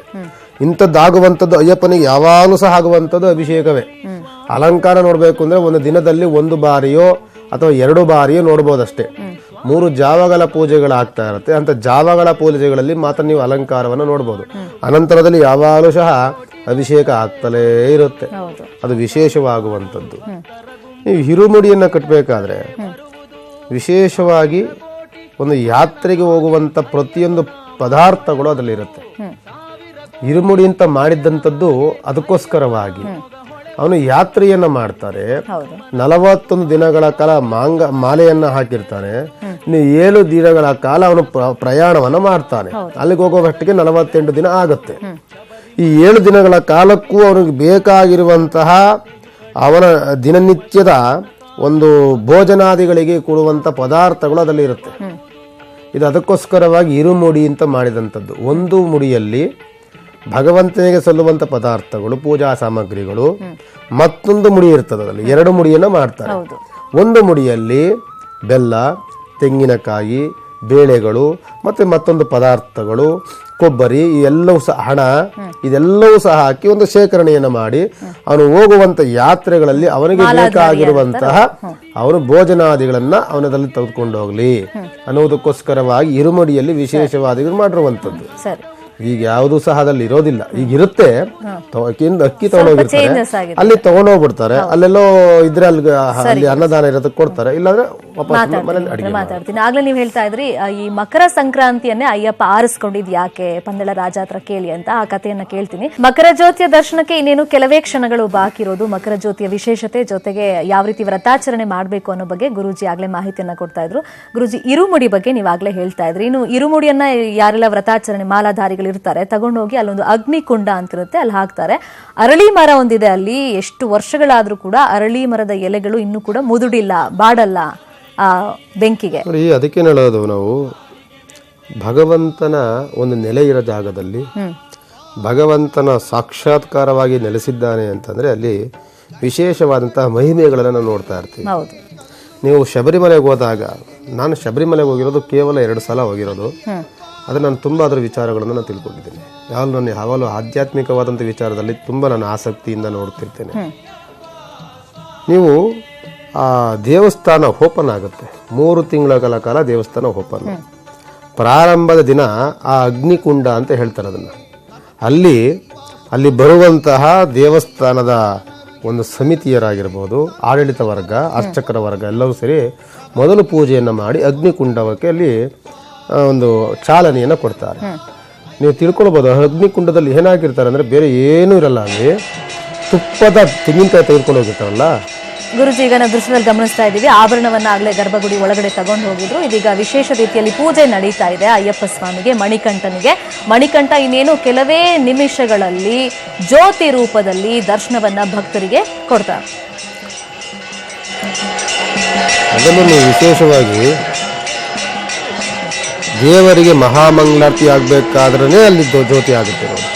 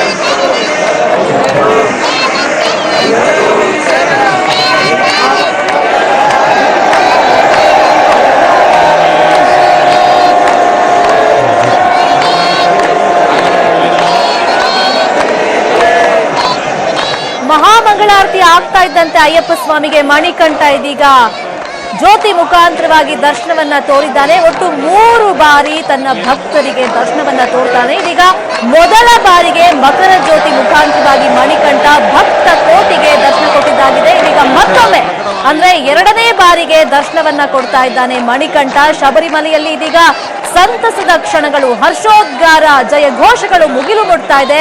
ಒಂದ್ ಕಡೆ ಮಹಾಮಂಗಳಾರತಿ ಅಯ್ಯಪ್ಪ ಸ್ವಾಮಿಗೆ ಆಗ್ತಾ ಇದ್ರೆ, ಇನ್ನೊಂದ್ ಕಡೆ ಮಣಿಕಂಠ ಜ್ಯೋತಿ ರೂಪದಲ್ಲಿ ಭಕ್ತ ಕೋಟಿಗೆ ದರ್ಶನವನ್ನ ನೀಡ್ತಾ ಇದ್ದಾನೆ. 800 ವರ್ಷಗಳಿಂದ ಇದೇ ಇತಿಹಾಸ ಮುಂದುವರ್ಕೊಂಡು ಬಂದಿದೆ. ಈ ವರ್ಷ ಕೂಡ, ಈ ಬಾರಿ ಕೂಡ ಜ್ಯೋತಿ ರೂಪದಲ್ಲಿ ಮಣಿಕಂಠ ಭಕ್ತ ಕೋಟಿಗೆ ದರ್ಶನವನ್ನ ಕೊಡ್ತಾ ಇದ್ದಾನೆ.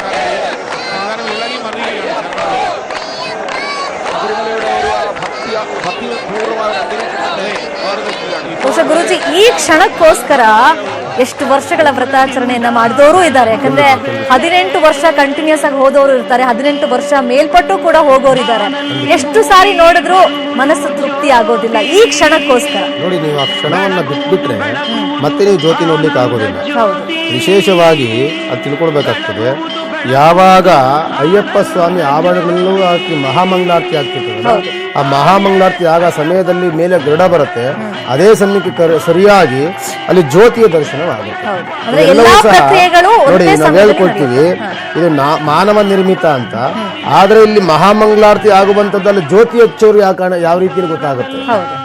ಇದೆಲ್ಲವೂ ಸಹ ಭಗವಂತನ ಲೀಲೆ ಅಂತಾನೆ ನಾವು ತೆಗೆದುಕೊಳ್ಬೇಕು. ಮಾನವ ನಿರ್ಮಿತವೋ ಅಥವಾ ಭಗವಂತನ ಸಾಕ್ಷಾತ್ಕಾರವೋ, ಆದರೆ ಅಲ್ಲಿ ಆ ಮಹಾಮಂಗಳಾರತಿ ಆಗ ಸಮಯದಲ್ಲಿ ಸರಿಯಾಗಿ ಜ್ಯೋತಿಯ ದರ್ಶನವಾಗುತ್ತೆ ಅಂತ ಅಂದ್ರೆ ಅಲ್ಲಿ ಭಗವಂತನ ಸಾಕ್ಷಾತ್ಕಾರವಾಗಿದೆ. ಭಗವಂತನನ್ನು ನೋಡಿದಷ್ಟು ನಾವು ಪುನೀತರಾಗ್ತೇವೆ. ನಾವು ಬಂದಂತಹ ನಮ್ಮ ವ್ರತ ಸಾರ್ಥಕವಾಗುತ್ತೆ. ಭಗವಂತನ ದರ್ಶನ ಕೊಟ್ಟಂತ ನಮ್ಮ ದೇಹ ಪುನೀತವಾಗುತ್ತೆ. ಇದೆಲ್ಲವೂ ಸಹ ಭಗವಂತನ ಪ್ರತಿಯೊಂದು ರೂಪ ನಾವು ಹೇಳ್ತೀವಿ, ಅಣುವಣು ತೃಣಕಾಷ್ಟಗಳಲ್ಲೂ ಭಗವಂತನಿದ್ದಾನೆ ಅಂತ. ನಾವು ಜ್ಯೋತಿಯನ್ನೂ ಸಹ ಭಗವಂತನ ರೂಪದಲ್ಲಿಯೇ ನೋಡುವಂಥದ್ದು. ಆ ದರ್ಶನ ಈಗಿರುವಂಥ ಭಕ್ತರಿಗೆ ಆಗ್ತಾ ಇದೆ. ಈಗಿನ ಒಂದು ವಿದ್ಯಮಾನಗಳಲ್ಲಿ ನಮ್ಮ ಸಮಾಜ ಮುಂದೆ ಬಂದಿದೆ, ನಮ್ಮ ಒಂದು ಜೀವನ ನೋಡಿ, ನಾವೆಲ್ಲವೂ ಸಹ ಈಗ ಮಾಧ್ಯಮದಲ್ಲೇ ನೋಡಬೇಕು. ಆಗಿನ ಕಾಲದಲ್ಲಿ ನೀವು ಜ್ಯೋತಿ ನೋಡಬೇಕಾದ್ರೆ 10 ವರ್ಷದ ಹಿಂದೆ ನೀವು ಹೋದಾಗ ಜ್ಯೋತಿ ನೋಡಬೇಕು ಅಂದ್ರೆ ಬಹಳ ಪ್ರಯಾಸವನ್ನ ಪಡಬೇಕಾಗಿತ್ತು. ಆ ಕ್ಷೇತ್ರಕ್ಕೆ ಹೋಗ್ಬೇಕಾಗಿತ್ತು. ಕ್ಷೇತ್ರದಲ್ಲಿ ಅದನ್ನು ಸಹ ಈಗಿರುವಂತ ಜನಸಂದಣಿಯಲ್ಲಿ ನೋಡ್ಲಿಕ್ಕೂ ಕಷ್ಟಕರ, ಅಷ್ಟು ಜನ ನೂಕುನುಗ್ಗಲು ಇರ್ತದೆ. ಜ್ಯೋತಿ ದರ್ಶನವಾಗುವಂಥದ್ದೇ ತುಂಬಾ ವಿರಳವಾಗಿತ್ತು. ಈಗ ನೋಡಿ, ಮಾಧ್ಯಮದಲ್ಲಿ ನಾವು ದರ್ಶನವನ್ನು ಮಾಡಿ ಅಲ್ಲಿ ಒಂದು ನಮಸ್ಕಾರವನ್ನು ಮಾಡಿ ಭಗವಂತನ ನೆನ್ಕೊಂಡ್ಬಿಡ್ತೀವಿ. ಇದೆಲ್ಲವೂ ಸಹ ನೋಡಿ 2-3 ಬಾರಿ ಜ್ಯೋತಿ ಕಂಡಿದೆ, ಭಗವಂತನ ಸಾಕ್ಷಾತ್ಕಾರವಾಗಿದೆ. ಇಲ್ಲಿ ವ್ರತ ಸಮಾಪ್ತವಾಗಿದೆ. ಆ ದೈವದ ಆ ಶಬ್ದದ ಆಕರ್ಷಣೆ ಆ ರೀತಿಯಲ್ಲಿ ಅದು ಖಂಡಿತವಾಗಿ ಎಂತಹ ದೇವರ ನಂಬಿದಲೇ ಇರುವಂತವನು ಸಹ ಆ ಶಬ್ದ, ಆ ಭಜನೆಯ ಕೀರ್ತನೆ ಕೇಳ್ತಿದ್ರೆ ಒಂದು ಕ್ಷಣದಲ್ಲಿ ಮೈ ಮರಿತಾನೆ.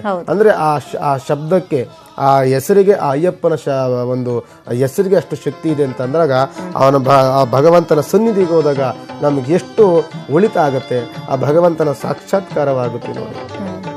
ಇದಕ್ಕೆಲ್ಲವೂ ಸಹ ಭಕ್ತರು ಇದಕ್ಕೋಸ್ಕರವಾಗಿ ಕಾಯ್ತಾರೆ ನೋಡಿ. ಎಲ್ಲವೂ ಮುಗಿತು, ಇನ್ನೇನು ಹೊರಟ್ಬಿಡ್ತಾರೆ. ಆದರೂ ಸಹ ಈ ವರ್ಷದಲ್ಲಿ ಬಹಳ ಪ್ರಯಾಸವಾದಂಥ ಪ್ರಯಾಣಗಳು, ಭಕ್ತರಿಗೆ ಗೊಂದಲವನ್ನು ಸೃಷ್ಟಿ ಮಾಡಿದಂತಹ ವರ್ಷ ಅಂತ ಅಂದ್ರೆ ಈ ವರ್ಷದಲ್ಲಿ ಬಹಳವಾದಂತಹ ಭಕ್ತರಿಗೆ ನೋವನ್ನು ಉಂಟು ಮಾಡ್ತು. ಆ ನೋವಲ್ಲೂ ಸಹ ಭಗವಂತನ ದರ್ಶನ ಕೊಟ್ಟು ಭಕ್ತರನ್ನ ರಕ್ಷಣೆ ಮಾಡ್ತಾ ಇದ್ದಾನೆ. ಅಂದ್ರೆ ಒಂದು ಅಪಚಾರ ಏನು ಆಗಿಲ್ಲ, ಸಂಪ್ರದಾಯ ಏನು ಮುರಿದು ಹೋಗಿಲ್ಲ ಅಂತ ನಾವು ಭಾವಿಸಬಹುದಾಗುತ್ತೆ ನೋಡಿ. ಭಗವಂತನಿಗೆ ಎಲ್ಲವೂ ಸಹ ಎಲ್ಲವನ್ನೂ ಸ್ವೀಕರಿಸ್ತಾನ ಅವನು. ಆದರೆ ನೀವು ಮಾಡುವಂತ ಆಚಾರಗಳು, ವಿಚಾರಗಳು ನಿಮಗೆ ಚೆನ್ನಾಗಿರ್ಬೇಕು. ನೀವು ಹೋಗಿದಂತಹ ಉದ್ದೇಶಗಳಲ್ಲಿ ಭಗವಂತನ ದರ್ಶನ ಮಾಡಬೇಕು ಅಂತ ಹೋದ ಉದ್ದೇಶವಾಗಿದ್ದರೆ ನೀವು ಒಳಿತು. ನೀವಲ್ಲಿ ನಾನೇನೋ ಮಹಿಳೆಯಾಗಿ ನಾನು ಪ್ರವೇಶವನ್ನು ಮಾಡ್ತೀನಿ, ನಾನೇನೋ ಸಾಧನೆಯನ್ನು ಮಾಡ್ತೀನಿ, ಹೆಸರನ್ನು ಮಾಡ್ತೀನಿ ಅಂತಕ್ಕೋಸ್ಕರವಾಗಿ ಹೋದ್ರೆ ಅದು ಅಪಚಾರವೇ ಹೊರತು ಶ್ರೇಯಸ್ಕರವೂ ಅಲ್ಲ. ಅಲ್ಲಿ ಕೆಲವು ನಿಬಂಧನೆಗಳಿರುತ್ತೆ, ಶಾಸ್ತ್ರ ಸಂಪ್ರದಾಯಗಳಿರುತ್ತೆ, ಅದನ್ನ ನಾವು ಮುರಿಲಿಕ್ಕೆ ಹೋಗ್ಬಾರ್ದು. ಯಾವುದೇ ಒಂದು ಶಾಸ್ತ್ರವನ್ನು ಮಾಡಿದ್ದಾರೆ ಅಂತಂದ್ರೆ ಇತಿಹಾಸ ಇರುತ್ತೆ, ಅದಕ್ಕೆ ಪುರಾತನವಾದ ಒಂದು ಇತಿಹಾಸಗಳನ್ನ ಕೆದಕ ಬರುತ್ತೆ. ಅಂತ ಸಂಪ್ರದಾಯಗಳಿಗೆ ನಾವ್ಯಾಕೆ ನಾವು ಅಪಚಾರಗಳನ್ನು ಮಾಡಬೇಕು? ಅಪಚಾರವನ್ನು ಮಾಡುವಂತ ವ್ಯಕ್ತಿಗಳಾಗಿ ನಾವೇಕೆ ಬೆಳಿಬೇಕು ಅಲ್ವೇ? ಆ ಸಂಪ್ರದಾಯಗಳನ್ನ ನಾವಿನ್ನು ಪ್ರೋತ್ಸಾಹಿಸಬೇಕು. ಅಲ್ಲಿರುವಂತ ಸಂಪ್ರದಾಯಗಳೇ ನಮಗೆ ಗೌರವ ಕೊಡೋಕ್ಕಾದ್ರೆ ಮಾಡಬೇಕು, ಇಲ್ಲಾಂದ್ರೆ ಅದಕ್ಕೆ ನಾವು ಅಪಚಾರ ಮಾಡ್ಬೇಕು, ನಾವು ಅಲ್ಲಿ ಹೋಗ್ಲೇಬಾರ್ದು. ಕೆಲವು ಹಠವಾದಿಗಳು, ಒಂದು ವಿಕೋಪ ಇರುವಂತಹ ಮನಸ್ಥಿತಿ ಇರುವಂತವರು, ಕೆಲವರು ನಾನತ್ವ ಇರುವಂತವರು, ಇದೆಲ್ಲವೂ ಸಹ ಏನಾಗುತ್ತೆ ಅಂತ ಒಂದು ಆ ರೀತಿಯಲ್ಲಿ ಹೋಗುವಂತವರು. ಅದರಲ್ಲಿ ಯಾವುದೇ ವಿಧವಾದ ಅದಕ್ಕೆ ಪ್ರಾಮುಖ್ಯತೆ ಕೊಟ್ಟು ಅವನ್ನ ಹೀರೋಯಿನ್ ಮಾಡುವಂತ ಅವಶ್ಯಕತೆಗಳು ಇರೋದಿಲ್ಲ. ಇಲ್ಲಿ ನಮ್ಮಲ್ಲಿ ಏನಾಗುತ್ತೆ ಅಂತಂದ್ರೆ ಇಂಥವ್ರನ್ನ ದೊಡ್ಡ ಮಟ್ಟದಲ್ಲಿ ಬೆಳೆಸಿ ಅವ್ರಿಗೆ ಪ್ರಚಾರವನ್ನು ಕೊಟ್ಟು ರಕ್ಷಣೆಗಳನ್ನು ಕೊಟ್ಟು ಅವ್ರು ಬೆಳೆಸೋದು ಜಾಸ್ತಿ.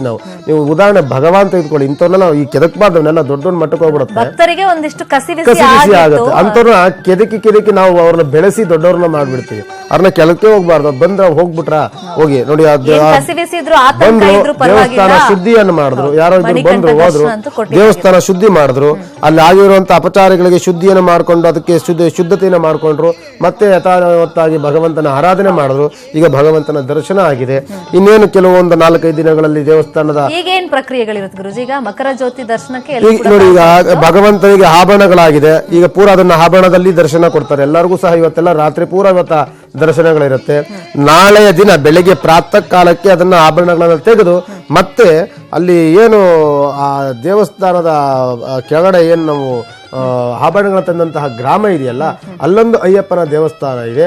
ಅಲ್ಲಿ ಇರುವಂತ ಅಯ್ಯಪ್ಪನ ದೇವಸ್ಥಾನಕ್ಕೆ ಇದೇ ಆಭರಣಗಳನ್ನ ಹಾಕಿ ಅಲ್ಲಿ ನಾಳೆ ಪೂಜೆಗಳಾಗುತ್ತೆ. ಇಲ್ಲಿ ಇನ್ನ ಉದ್ಯಾಪನೆ ಪೂಜೆಗಳು ಆಗುವಂಥದ್ದು, ಅಂದ್ರೆ ವ್ರತದ ಸಮಾಪ್ತಿಯಾದಂಥ ಸಂದರ್ಭದಲ್ಲಿ ಉದ್ಯಾಪನೆ ಪೂಜೆಗಳಲ್ಲೂ ಸಹ ಕ್ರಮಗಳು ಬರ್ತಾ ಇರುತ್ತೆ. ಅದೆಲ್ಲವೂ ಸಹ ಮಾಡಿ ಕೆಲವು 2-3 ದಿನಗಳಲ್ಲಿ ಅದನ್ನ ಕ್ಲೋಸ್ ಮಾಡ್ತಾರೆ.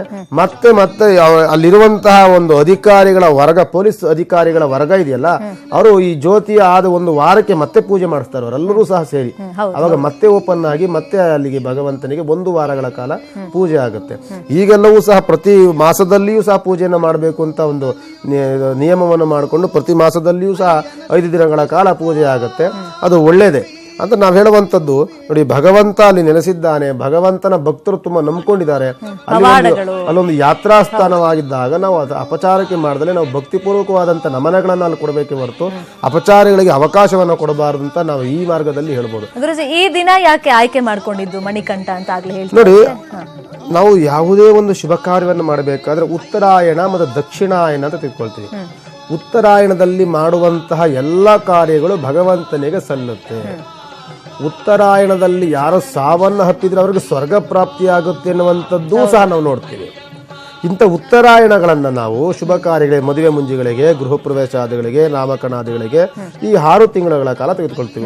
ಒಂದು ಅಯನಕ್ಕೆ 6 ತಿಂಗಳು. ಉತ್ತರಾಯಣ, ದಕ್ಷಿಣಾಯನ ಅಂದ್ರೆ ಸೂರ್ಯನ ತನ್ನ ಪಥವನ್ನ ಬದಲಾಯಿಸ್ತಾನೆ. ಈಗ ಹಗಲು ಜಾಸ್ತಿ ಆಗಿದ್ದ, ಈಗ ಹಗಲು ಕಡಿಮೆ, ರಾತ್ರಿ ಜಾಸ್ತಿ. ಈಗ ದಕ್ಷಿಣಾಯನದಲ್ಲಿ ನೀವು ಇನ್ನು ಮುಂದಿನ ದಿನಗಳ ಹೋಗ್ತಾ ಏನಾಗುತ್ತೆ ಅಂತಂದ್ರೆ ಸೂರ್ಯ ಪಥವನ್ನ ಬದಲಾಯಿಸಿ ಉತ್ತರ ದಿಕ್ಕಿನಲ್ಲಿ ಜಾಸ್ತಿ ಬೆಳವಣಿಗೆಯನ್ನು ಮಾಡ್ತಾನೆ. ಈಗ ಹಗಲು ಜಾಸ್ತಿ ಆಗ್ತಾ ಹೋಗ್ತದೆ, ಕತ್ತಲೆ ರಾತ್ರಿ ಕಡಿಮೆ ಆಗ್ತಾ ಬರುತ್ತೆ. ಇದು ಯಾವಾಗ ಮಕರ ರಾಶಿಗೆ ಸೂರ್ಯ ಪ್ರವೇಶವನ್ನು ಮಾಡ್ತಾನೋ ಅಂದ್ರೆ ತನ್ನ ಮಗನ ಮನೆಗೆ ಪ್ರವೇಶವನ್ನು ಮಾಡ್ತಾನೆ. ತನ್ನ ವಂಶೋದ್ಧಾರಕನನ್ನ, ತನ್ನ ಪುತ್ರನನ್ನ ಅವನು ನೋಡಿ ಆನಂದಿಸಿ ಅವನ ಬೆಳವಣಿಗೆ ಇರ್ಬೋದು, ಅವನ ಒಂದು ಪ್ರಖ್ಯಾತಿಯನ್ನಾಗಿರ್ಬೋದು ನೋಡಿ ಆನಂದ ಪಡುವಂತಹ ಶುಭ ದಿನ ಇದೆಯಲ್ಲ, ಇದಕ್ಕೆ ಅಯ್ಯಪ್ಪ ಆರಿಸ್ಕೊಳ್ತಾನೆ. ನೀವು ವಿಶೇಷವಾಗಿ ನೀವು ತಿಳ್ಕೊಳ್ಬೇಕಾಗ್ತದೆ. ನೀವು ಬೆಂಗಳೂರಿನಲ್ಲಿ ವಾಸ ಇದ್ದೀರಿ, ನಿಮ್ಮ ಊರಿನಲ್ಲಿ ತಂದೆ ತಾಯಿ ಇದ್ದಾರೆ. ವಿಶೇಷವಾಗಿ ನಿಮ್ಮ ತಂದೆ ತಾಯಿ ಬರ್ತಾರೆ, ನಿಮ್ಗೆ ರಾತ್ರಿ ಪೂರ ನಿದ್ರೆ ಬರೋದಿಲ್ಲ. ನಮ್ಮ ತಂದೆ ಬರ್ತಾರೆ, ನಮ್ಮ ತಾಯಿ ಬರ್ತಾರೆ ಅನ್ನೋ ಒಂದು ಏನೋ ಒಂದು ಸಡಗರ ಹೇಳ್ಕೊಳಕ್ ಆಗದಲ್ಲೇ ಇದ್ರು ಒಳಗಡೆ ದೇಹದ ಮನಸ್ಸಿನಲ್ಲಿ ಒಂದು ಸಂತೋಷ ಇರುತ್ತೆ. ಅಂತಹ ಸುದಿನವನ್ನ ಭಗವಂತ ಆರಿಸ್ಕೊಳ್ತಾನೆ. ಯಾಕೆ ಅಂತ ಅಂದ್ರೆ ತನ್ನ ತಂದೆ ಕೊಟ್ಟಿರುವಂತಹ ಒಂದು ವಾಕ್ಯ, ನಿನಗೆ ನಾನು ಆಭರಣವನ್ನ ಹಾಕಿ ನಾನು ಒಂದು ಪುನೀತನನ್ನಾಗಬೇಕು, ನಿನ್ನ ಆಭರಣದ ದರ್ಶನವನ್ನು ಮಾಡಬೇಕು ಅಂತ ಅನ್ಕೊಂಡಿದ್ದೆ, ರಾಜ್ಯಭಾರ ಮಾಡುವಂತದನ್ನು ನೋಡ್ಬೇಕು, ಸಿಂಹಾಸನದ ಮೇಲೆ ಅದ್ರ ಬಗ್ಗೆ ಮಾತಾಡ್ತೀನಿ ಗುರುಜಿ. ತಂದೆ ಆಸೆ ಬಗ್ಗೆ ಮಾತಾಡ್ತೀನಿ, ಜೊತೆಗೆ ಅಯ್ಯಪ್ಪ ಈ ದಿನ ಆಯ್ಕೆ ಮಾಡ್ಕೊಂಡಿದ್ರ ಬಗ್ಗೆ ಕೂಡ ನಿಮ್ಮ ಹತ್ರ ನಾನು ಕೇಳಿ ತಿಳ್ಕೊತೀನಿ. ಪ್ರತಿ ಬಾರಿಯಂತೆ ಈ ಬಾರಿಯೂ ಮಣಿಕಂಠ ತನ್ನ ಭಕ್ತ ಗಣಕ್ಕೆ ದರ್ಶನವನ್ನ ತೋರಿದ್ದಾನೆ ಜ್ಯೋತಿ ಮುಖಾಂತರವಾಗಿ. ಅದ್ರ ಬಗ್ಗೆನೇ ಗುರೂಜಿ ಆಗ್ಲೇ ಮಾತಾಡ್ತಾ ಇದ್ರು. ಗುರೂಜಿ, ಪ್ರತಿ ಬಾರಿಯಂತೆ ಈ ಬಾರಿನೂ ದರ್ಶನವನ್ನ ಕೊಟ್ಟಿದ್ದಾಗಿದೆ ಮಣಿಕಂಠ. ಇನ್ನು ವ್ರತಾಚರಣೆ ಬಗ್ಗೆ ಮಾತಾಡೋದಾದ್ರೆ ಯಾವ ರೀತಿ ಕಟ್ಟುನಿಟ್ಟಿನ ನಿಯಮಗಳನ್ನ ಪಾಲಿಸಬೇಕಾಗತ್ತೆ ಮೊದಲ ದಿನದಿಂದ ಹಿಡಿದು ಮುಗಿಯೋ ತನಕ? ನೋಡಿ, ಶಬರಿಮಲೆ ಅಯ್ಯಪ್ಪನ ಒಂದು ಯಾವ್ದಾದ್ರು ಒಂದು ಇತಿಹಾಸನ ಕೆದಕ್ತಾ ಅವನು ಹೇಳ್ತಾರೆ, ಯಾವ ವರ್ಷದಲ್ಲಿ ಕನ್ಯಾಸ್ವಾಮಿ ಮೊದಲನೇ ಬಾರಿ ಮಾಲೆ ಹಾಕದಲ್ಲೇ ಬರುವಂತಹ ಕನ್ಯಾಸ್ವಾಮಿ ಯಾವಾಗಾದ್ರೂ ಯಾವ ವರ್ಷದಲ್ಲಿ ಬಂದ್ರು ಆ ವರ್ಷದಲ್ಲಿ ನಾನು ಮದುವೆ ಹಾಕ್ತೇನೆ, ನನಗೆ ಮದುವೆ ಆಗುತ್ತೆ ಅಂತ ಹೇಳ್ತಾರೆ. ಯಾವ ವರ್ಷದಲ್ಲೂ ಪ್ರಥಮ ಬಾರಿಗೆ ಮಾಲೆ ಹಾಕ್ತಾನೆ ಹೋಗುವಂತವ್ರು ಯಾರೂ ಸಹ ಇರೋದಿಲ್ಲ. ಭಕ್ತರ ಸಂಖ್ಯೆ ಹೆಚ್ಚಾಗ್ತಾನೆ ಹೋಗುತ್ತೆ ಹೊರತು ಕಡಿಮೆ ಅಂತೂ ಆಗೋದಿಲ್ಲ.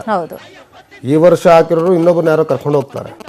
ಪ್ರತಿಯೊಂದು ಒಂದು ಸಮೂಹ ಇದೆ ಅಂತಂದ್ರೆ ಒಂದು ಗ್ರೂಪ್ ಮಾಡ್ಕೊಳ್ತಾರೆ. ಅಯ್ಯಪ್ಪನ ಮಾಲೆ ಹಾಕೋರು ಒಂದು ಗ್ರೂಪ್ ಮಾಡ್ಕೊಳ್ತಾರೆ. ಅಲ್ಲೊಬ್ಬರು ಕನ್ಯಾಸ್ವಾಮಿ ಇರ್ತಾರೆ. ಕನ್ಯಾಸ್ವಾಮಿಗೆ ಇರುಮುಡಿ ಕಟ್ಟಿದ ನಂತರದಲ್ಲಿಯೇ ಬೇರೆ ಸ್ವಾಮಿಗಳಿಗೆ ಕಟ್ಟುವಂಥದ್ದು. ಮೊದಲು ಕನ್ಯಾಸ್ವಾಮಿ, ಅನಂತರದಲ್ಲಿ ಮತ್ತೊಂದು ಎರಡನೇ ಬಾರಿ ಹಾಕೋರ್ಗೆ ಇನ್ನೊಂದೇನೋ ಒಂದು ಹೆಸರು ಬರ್ತದೆ. 3ನೇ ವರ್ಷ ಗಂಟೆ ಸ್ವಾಮಿ ಅಂತ ಬರ್ತಾನೆ. 3, 4, 5 ಬಾರಿ ಹಾಕಿದಂಥವರಿಗೆ ಗುರುಸ್ವಾಮಿ ಅಂತ ಹೇಳ್ತಾರೆ. 5 ಬಾರಿ ಹಾಕ್ತಿಂದ ಗುರುಸ್ಥಾನಕ್ಕೆ ಬರ್ತಾರೆ, ಅವರೇ ಇರುಮುಡಿಯನ್ನ ಕಟ್ಟಬಹುದು ಅಂತ ಶಾಸ್ತ್ರಗಳು ಬರುತ್ತೆ. ನೀವಿಲ್ಲಿ ಗೊತ್ತಾಗುವಂತಿದ್ದೇನೆ, ಯಾರು ಮಾಲೆಯನ್ನ ಧರಿಸ್ತಾನೆ 48 ದಿನಗಳ ಕಾಲವೂ ಸಹ ಅವನು ತನ್ನ ಮನೆಯನ್ನ ತ್ಯಜಿಸಿ ದೇವಸ್ಥಾನದಲ್ಲಿಯೋ ಅಥವಾ ಯಾವುದಾದ್ರೂ ಉದ್ಯಾನವನದಲ್ಲಿಯೋ ಅಥವಾ ಯಾವುದಾದ್ರೂ ಪ್ರತ್ಯೇಕ ಜಾಗದಲ್ಲಿ ಅವನೇ ಒಂದು ಕುಟೀರವನ್ನು ನಿರ್ಮಾಣವನ್ನು ಮಾಡಿ ತನ್ನ ಸಂಸಾರದ ಪ್ರತಿಯೊಂದು ಜಂಜಾಟವನ್ನು ಬಿಟ್ಟು ಭಗವಂತನ ಒಂದು ಧ್ಯಾನ ಕಡೆಗೆ ಅವನು ಗಮನವನ್ನು ಕೊಡಬೇಕು. ಪ್ರಾತಃ ಕಾಲದಲ್ಲಿ ತಣ್ಣೀರು ಸ್ನಾನವನ್ನು ಮಾಡಬೇಕು. ಅಂದ್ರೆ ತನ್ನ ದೇಹವನ್ನು ನಿಗ್ರಹಿಸುತ್ತೆ. ಅದು ಮನಸ್ಸಿನ ಆಸೆ ಆಕಾಂಕ್ಷೆಗಳನ್ನು ನಿಗ್ರಹಿಸುತ್ತೆ, ಹತೋಟಿಯಲ್ಲಿ ಇಡುತ್ತೆ. ಅನಂತರದಲ್ಲಿ ನೀವು ಬರೀ ಕಾಲಿಂದ ನಡಿಬೇಕು, ಭಗವಂತನ ನಾಮಸ್ಮರಣೆಯನ್ನ ಮಾಡಬೇಕು, ಪಡಿ ಪೂಜೆ 18 ಮೆಟ್ಟಿಲುಗಳಿರುವಂತ ಪೂಜೆಯನ್ನ ಭಗವಂತನಿಗೆ ಸಲ್ಲಿಸಬೇಕು. ಅನಂತರದಲ್ಲಿ ನೀವು ಭೋಜನವನ್ನ ಒಂದು ಸಮಯದಲ್ಲಿ ಮಾಡಬೇಕು. ಯಾವುದೇ ಸ್ತ್ರೀಯರಿಂದಲೂ ಸಹ ಮಾಡಿಸಬಾರದು. ಮಾಲೆ ಧರಿಸಿರುವಂತ ವ್ಯಕ್ತಿಗಳೇ ಪ್ರಸಾದವನ್ನ ಮಾಡಿ ಒಪ್ಪತ್ತಿನ ಊಟವನ್ನ ಮಾಡಬೇಕು ಅನ್ನುವಂಥದ್ದಿದೆ. ಅನಂತರದಲ್ಲಿ ನೀವು ಸಾಯಂಕಾಲವೂ ಸ್ನಾನ ಮಾಡಿ ಅನಂತರದಲ್ಲಿ ನೀವು ಭಗವಂತನಿಗೆ ಪೂಜೆಯನ್ನ ಮಾಡಬೇಕು. ನೀವು ತಿಳ್ಕೊಳ್ಬೇಕಾಗ್ತದೆ, ಪ್ರತಿಯೊಂದು ಬಾರಿಯೂ ಸ್ನಾನ ಮಾಡಿದಾಗ ಮಡಿ ಬಟ್ಟೆಯನ್ನ ಹಾಕಿ ಕಪ್ಪು ವಸ್ತ್ರವನ್ನು ಧರಿಸಬಹುದು ಅಥವಾ ಕಾವಿ ಬಟ್ಟೆಯನ್ನು ನೀವು ಧರಿಸ್ಕೊಳ್ಬಹುದು. ಬೇರೆ ಬಟ್ಟೆಗಳನ್ನ ಧರಿಸ್ಕೊಳ್ಬಾರ್ದು. ಬಟ್ಟೆಗೆ ಐರನ್ ಮಾಡಬಾರ್ದು, ತಲೆಯನ್ನ ಬಾಚಬಾರದು, ಹೂಗಳನ್ನ ಕಟ್ಟು ಮಾಡಬಾರದು. ಇದೆಲ್ಲವೂ ಸಹ ನಿಬಂಧನೆಗಳನ್ನ ರಥಗಳಲ್ಲಿ ಮಾಡ್ಕೊಂಡ್ ಬಂದಿದೆ. ಇದು ಕಟ್ಟುನಿಟ್ಟಿನ ಕ್ರಮ. ಇದಾದ ನಂತರದಲ್ಲಿ ನೀವು ಏನು ವ್ರತವನ್ನ ಮಾಡ್ಕೊಂಡ್ ಬರ್ತೀರಿ, ನೀವು ಯಾವುದೇ ಜಾತಿ ಭೇದವಿಲ್ಲದೆ ವಯಸ್ಸಿನ ಅಂತರವಿಲ್ಲದೆ ಪ್ರತಿಯೊಬ್ಬರನ್ನು ಸಹ ಅಯ್ಯಪ್ಪನ ರೀತಿಯಲ್ಲಿ ನೋಡಬೇಕು. ಒಂದು ಮಗು ಬಂದ್ರು ಅಯ್ಯಪ್ಪ ಅನ್ಬೇಕು, ತನ್ನ ಹೆಂಡತಿ ಬಂದ್ರೆ ಮಾತನಾಡುವ ರೀತಿಯಲ್ಲೂ ಕೂಡ ತುಂಬಾನೇ ಬದಲಾವಣೆ ಮಾಡ್ಕೋಬೇಕಾಗುತ್ತೆ. ತನ್ನ ಹೆಂಡತಿಯನ್ನು ಮಾತೃ ರೂಪದಲ್ಲಿ ನೋಡ್ಬೇಕು.